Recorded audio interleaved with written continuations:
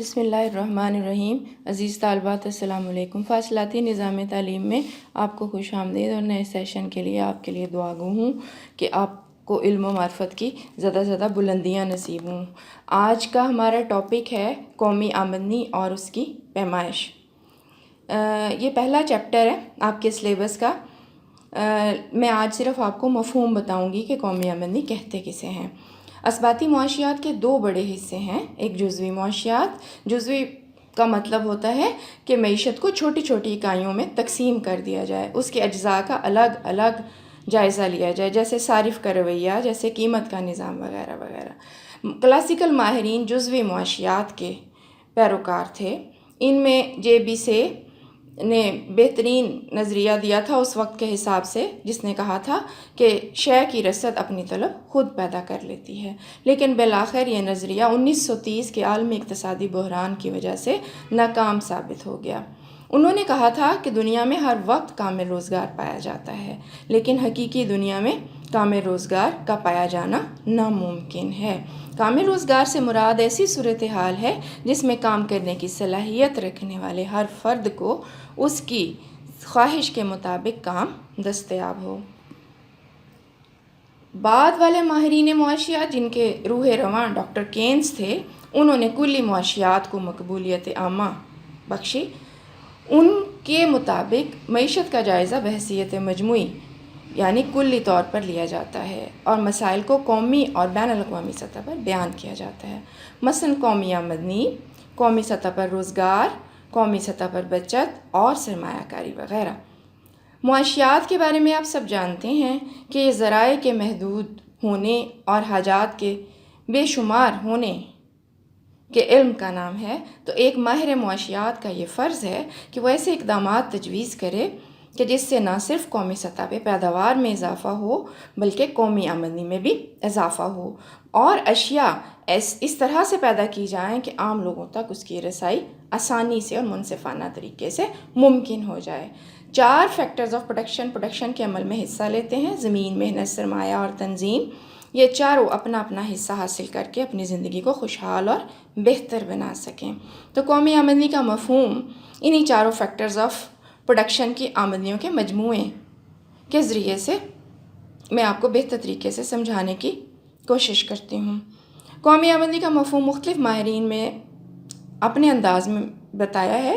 جیسے doctor martial کہتے ہیں، اشیاء و خدمات کی وہ خاص مقدار جو کسی ملک کے لوگ اپنے سرمایہ اور قدرتی وسائل سے کام لے کر ایک مقررہ عرصے میں پیدا کرتے ہیں، وہ قومی آمدنی ہے، اور یہ عرصہ عام طور پر 1 سال کا ہوتا ہے۔ اس تعریف میں ہمیں یہ سمجھ آئی کہ ملک میں جو بھی اشیاء و خدمات پیدا ہوتی ہیں، مثلاً زرعی فصلیں، مصنوعات، معدنیات، جنگلات، حیوانات، نباتات وغیرہ، اس سے جو فزیکل نظر آنے والی چیزیں وجود میں آتی ہیں وہ اشیاء کہلاتی ہیں، وہ قومی آمدنی میں شمار ہوتی ہیں۔ حالانکہ ریئل لائف میں ہمیں صرف اور صرف اشیاء ہی کی ضرورت نہیں ہوتی، کچھ خدمات بھی ہمیں زندگی کی خواہشات پوری کرنے کے لیے چاہیے ہوتی ہیں۔ کچھ ادارے اور افراد بھی خدمات انجام دیتے ہیں، جیسے اداروں میں ذرائع نقل و حمل ہیں، اس کے ادارے، جیسے بینک ہیں، جیسے رسل و رسائل کے ادارے وغیرہ، بیمہ کمپنیاں وغیرہ، یہ سب خدمات انجام دیتی ہیں، اور بہت سارے ادارے ہیں۔ اسی طرح سے افراد بھی خدمات انجام دیتے ہیں، جیسے استاد آپ کے علم کی تشنگی کو بجھاتا ہے، ڈاکٹر آپ کا علاج کرتا ہے، وکیل آپ کے حق میں دلائل دیتا ہے، اور جج آپ کے ساتھ منصفانہ فیصلے کرتے ہیں۔ یہ سب غیر مادی خدمات ہیں، لیکن یہ بھی کسی معیشت میں قومی آمدنی میں حصہ ڈالتی ہیں۔ بس 1 سال کے عرصے میں کسی ملک کے افراد اشیاء و خدمات کی شکل میں جو کچھ بھی پیدا کر لیں، اس کے مجموعے کو قومی آمدنی کہا جاتا ہے۔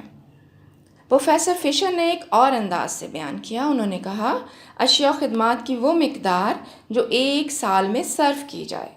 مارشل نے تو کہا تھا کہ جو کچھ اشیاء و خدمات 1 سال میں پیدا کی جائیں، انہوں نے پیداوار پہ فوکس کیا تھا، لیکن فشر کہہ رہے ہیں جو کچھ اشیاء و خدمات 1 سال میں صرف کی جائیں وہ قومی آمدنی کہلاتی ہیں۔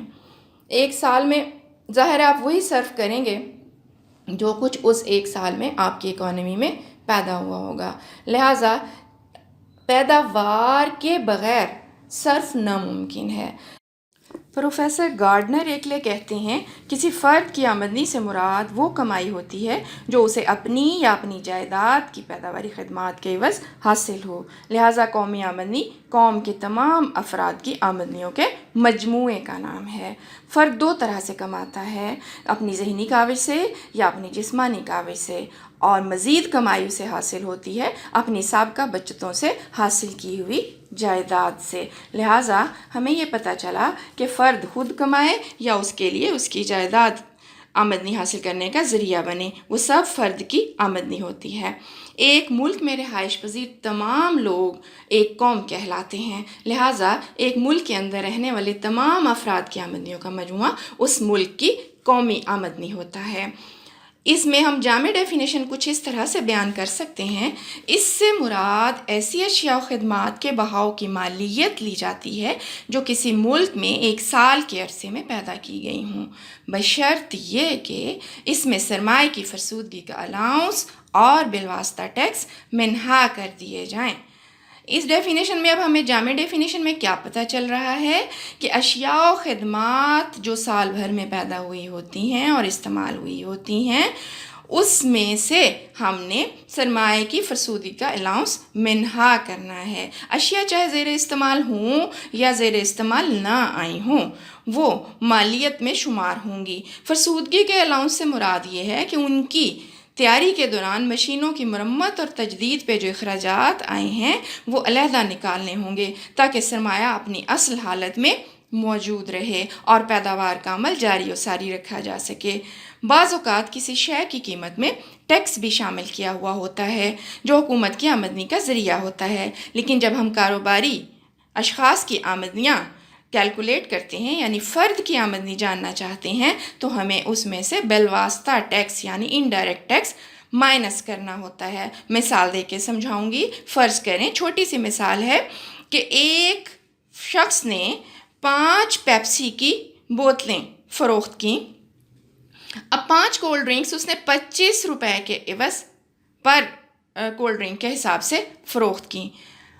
5 روپے پر کولڈ ڈرنک گورنمنٹ نے انڈائریکٹ ٹیکس لگایا ہوا تھا۔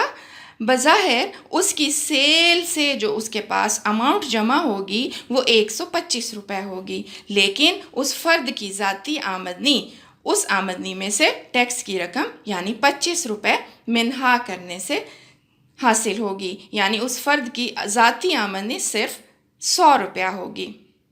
آج کے لیے اتنا ہی۔ اللہ حافظ۔